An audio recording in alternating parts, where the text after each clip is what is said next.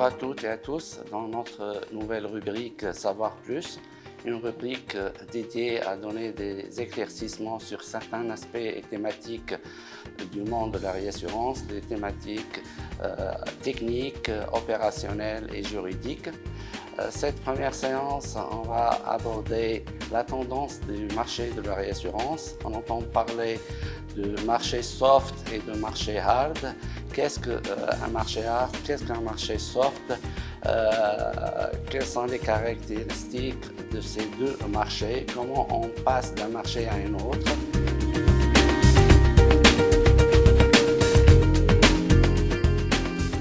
Le marché de la réassurance, il met en présence deux acteurs principaux, le vendeur et l'acheteur.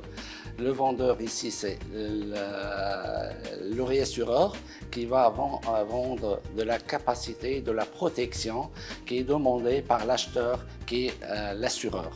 Le produit, donc, c'est la couverture de réassurance pour protéger toutes les souscriptions faites par l'assureur.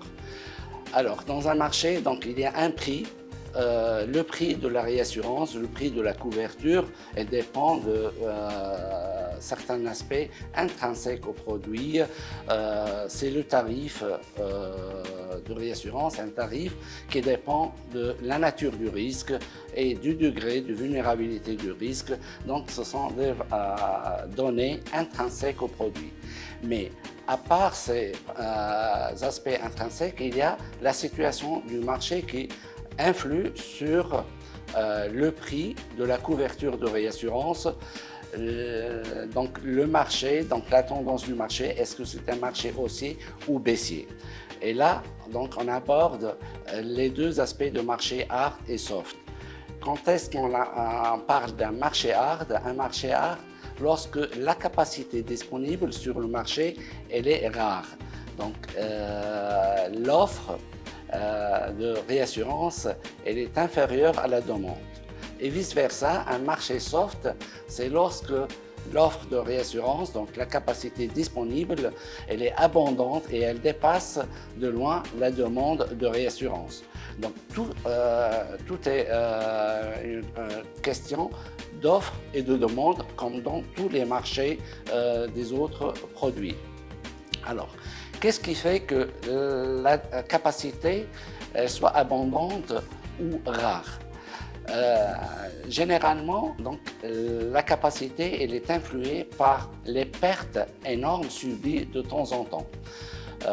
Par perte, on entend parler surtout des sinistres majeurs qui influent sur la capacité disponible sur le marché.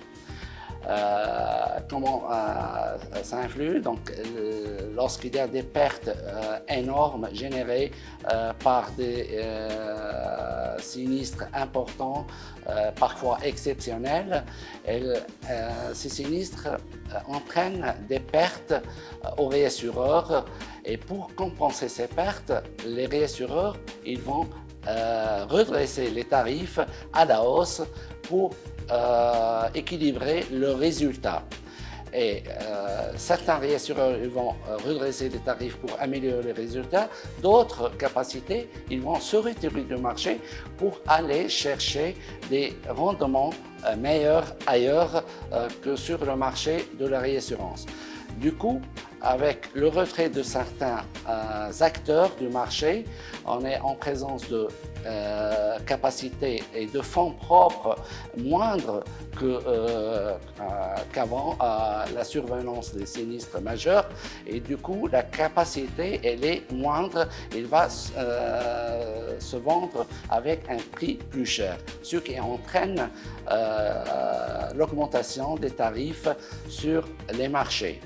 Au fur et à mesure que la situation se redresse et les résultats s'améliorent, ceci va donc attirer de nouveaux acteurs et de nouveaux capitaux au marché qui voient des rendements significatifs sur le marché de la réassurance.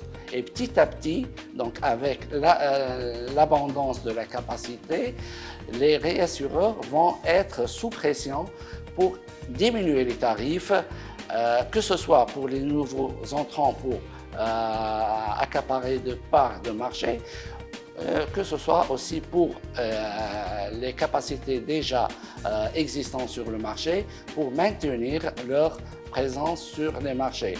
Et petit à petit, on va redresser les tarifs à la baisse pour se maintenir sur le marché jusqu'au prochain événement majeur qui surviendrait durant les années prochaines. Donc petit à petit, on balance du marché hard vers le marché soft, là où la capacité elle va redevenir abondante par rapport à l'offre et ce qui va attirer à la baisse les prix de réassurance. Alors, pour les prochains renouvellements du 1er juillet 2024 et le 1er janvier 2025, je vois que le marché va continuer à être dur comme durant les précédents renouvellements. Ce suite aux survenances encore une fois de plusieurs catastrophes naturelles dans le monde et surtout dans notre région, la région MENA. Donc après le séisme puissant qui a frappé l'année dernière la Turquie au mois de février, cette année aussi on a eu un autre événement majeur, ce sont les tempêtes et inondations à certains pays du Golfe et notamment aux Émirats arabes unis. Donc ce qu'il faut retenir, c'est que le marché il change suite toujours à un événement majeur et pour cela on doit toujours garder une politique de souscription réfléchie, rigoureuse. Et aussi, donc, on doit garder l'esprit de partenariat entre assureurs et réassureurs. Donc, c'est une relation à long terme qui ne doit pas, ni l'un ni l'autre, avoir un esprit opportuniste pour profiter de la tendance des marchés.